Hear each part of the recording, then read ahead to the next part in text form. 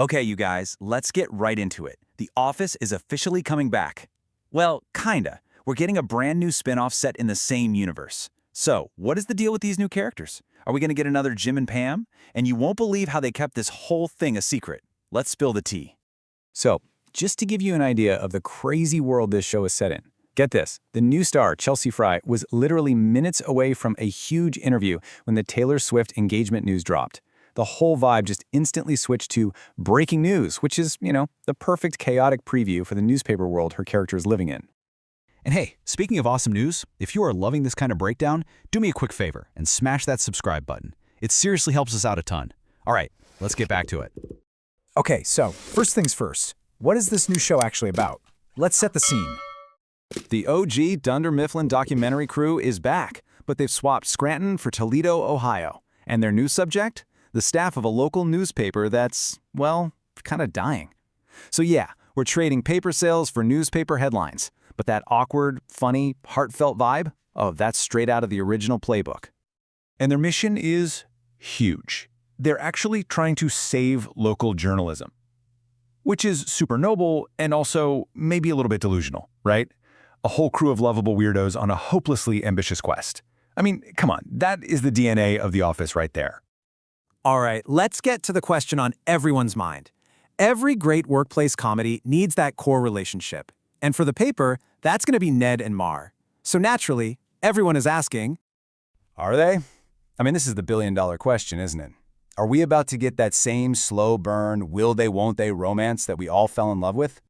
Well, it looks like the dynamic is going to be totally different. See, Jim and Pam's story was all about that slow burn romance built on secret glances and just trying to survive the day. Ned and Mare, on the other hand, they're starting with pure workplace chaos and constant conflict. Their connection isn't about escaping the job, it's all about their shared passion for the job. And the final word on this actually comes from Marie herself.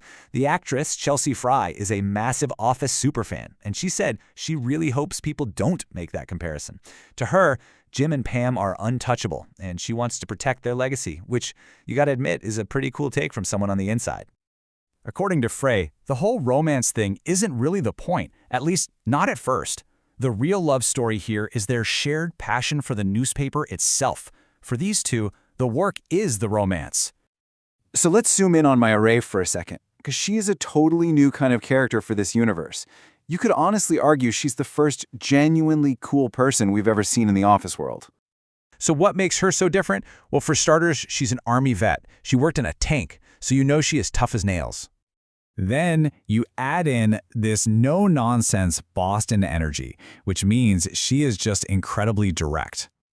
This is someone who is not afraid to speak her mind at all. You really do not want to get on her bad side. All of that means she is completely unintimidated by her boss, Ned, and that creates this hilarious dynamic where they are just constantly butting heads. Now, how did she even land this part? The story is absolutely wild, and it just shows you how top secret this whole project really was. Okay, just check out this insane timeline. First, she auditions for this super vague, untitled project. All she knows is the creators are Greg Daniels and Michael Coman. Then, she gets fake script pages for a made-up character named Paula. She gets the call, you booked the part, still having no idea what it is, and only after she's officially cast do they drop the bomb. By the way, welcome to the Office spinoff. That is the definition of a blind audition. And her reaction to finding all this out, she described it in just 2 words: brain implosion.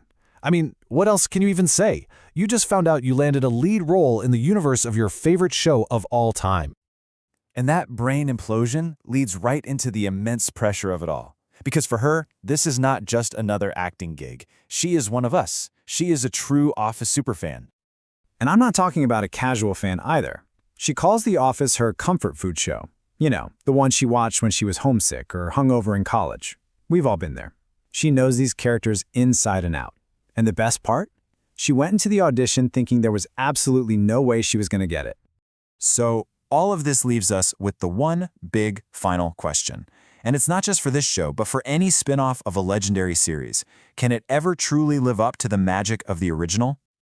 But that's what I want to know from you. Do you think a spin-off can ever really capture that original magic? What are you hoping to see from the paper? Drop all your thoughts down in the comments. And that is all the tea on the new Office spinoff. If you had fun with this breakdown, make sure you hit that like button and subscribe for more explainers just like this one. Thanks for watching.